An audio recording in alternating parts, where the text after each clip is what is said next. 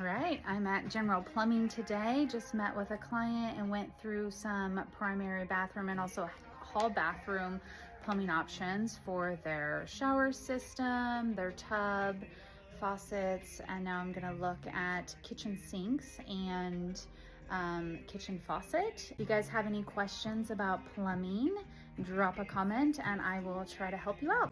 All right, we are in the sink section. There are lots of options here. I love a farmhouse sink, but in this kitchen, we're not going to do that. My next favorite is these workstation sinks. I just love that you can use this space as additional countertop if you need to, especially in a small kitchen. I think it just makes sense. So these sinks come with a little ledge built into them so that these accessories can sit right down into that ledge. So this is like a strainer basket. You can put fruit in here. We've got a cutting board, and then this is a drying rack. So just makes this sink a little bit more multi-purpose, but you also have the traditional style of sink, which is an undermount.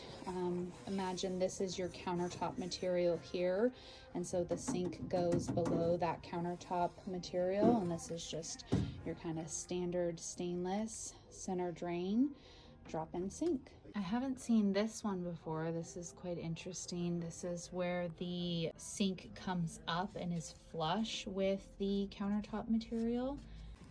Here's an example of an overmount sink. So this sink would actually get set on top of the counter, and then you have this little rim here that goes around. This has a nice curve to it.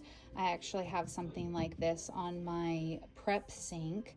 And I used to have wood countertops, and so I purposely wanted to have a rim like this to help protect the water from the wood, and so that I didn't have a raw edge of the wood on the inside like you can see here where this is stone. Typically with a sink, your sink is below, and so with a wood countertop, this is kind of a raw edge here, and so I wanted my sink to cover that and protect it, and so doing an overmount sink is great for an application like that. Brizo is one of my favorite brands. I just love how clean the lines are of all of the plumbing fixtures. I also love Kohler, specifically the Purist, and so I feel like Brizo does a pretty good job at being very similar in that style. Odin is actually one of my favorites. This one says outdoor. I'll have to look and see if this is also maybe the Odin here, but I gravitate towards these cleaner lines like this one versus something that has a little bit more curve to it. In this kitchen project, we could definitely do something that has a little bit more curviness to it, like this one here.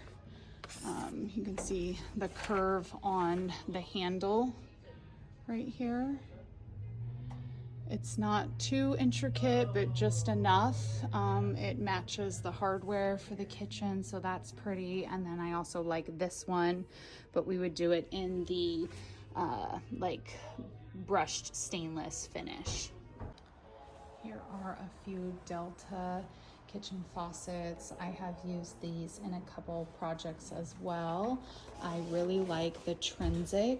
This one is easy to make it work with any design style of a project, as long as it's not too detailed.